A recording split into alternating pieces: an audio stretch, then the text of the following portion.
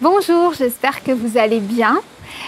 Aujourd'hui, dans cette vidéo, je vais vous expliquer pourquoi il ne faut pas tomber dans l'excès dans la lecture du langage corporel. Alors, pourquoi il ne faut pas tomber dans l'excès? J'ai eu cette idée de vidéo parce que j'ai échangé avec une personne sur ma page Facebook qui m'a envoyé une photo pour me demander si je ne voyais pas quelque chose de louche, de bizarre et d'inquiétant sur une des personnes qui était dans la photo.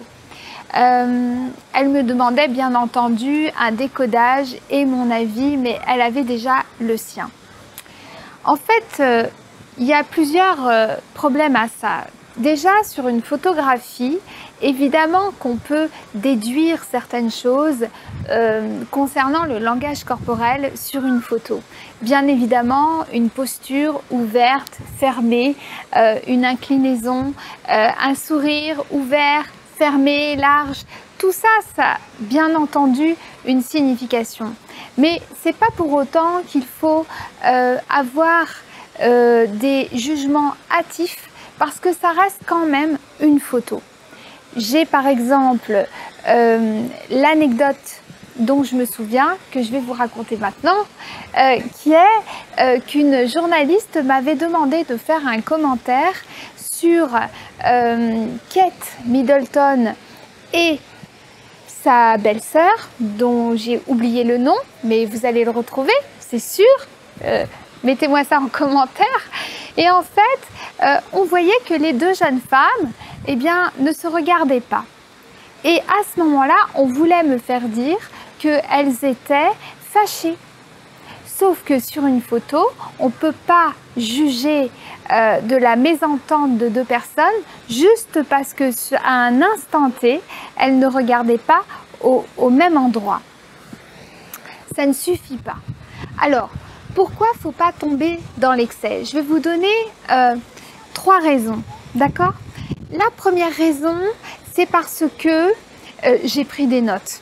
C'est parce que si vous souhaitez valider votre peur, ce que vous appelez votre intuition, par le langage du corps, vous allez tout faire pour trouver tout ce qui va correspondre à votre peur et à votre intuition. Donc, dans le cas de cette femme qui m'avait montré une photo, qui me demandait de juger le langage corporel de cette personne qu'elle trouvait étrangement inquiétant, eh bien, en fait, elle ne pouvait que voir ça. D'accord? L'inclinaison de la tête, le fait qu'il ne souriait pas, le fait qu'il avait peut-être les yeux baissés, le fait qu'il retroussait le nez, il n'était pas forcément très beau. C'est sûr que ça aide pas, mais quand même, vous savez, il y a des gens qui sont vraiment des ordures et qui sont très beaux. Bref, donc, première des raisons, si vous souhaitez valider votre peur, vous allez finir par trouver que des signes qui valident cette peur. Deuxième raison, pour ne pas tomber dans l'excès, c'est que il ne faut pas croire, vous allez finir par croire que tout le monde est mauvais, tout le monde est menteur, et ça, c'est pas le cas, c'est faux, et donc vous allez devenir, et c'est la troisième raison, vous allez devenir invivable.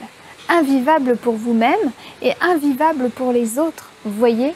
Donc voilà, c'est pour cela que parfois je trouve ça délicat de avoir des jugements hâtifs sur une photo, non pas que ce n'est pas significatif, mais que il faut, et je le rappelle toujours dans mes formations sur la lecture du langage corporel, vous devez faire attention, vous observez et ensuite vous voyez ce que vous pouvez faire avec ces observations.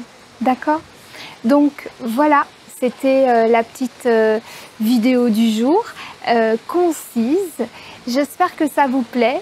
Pensez à vous abonner à ma chaîne, pensez à partager et puis je me ferai un plaisir de répondre à vos commentaires si vous avez envie de me poser des questions.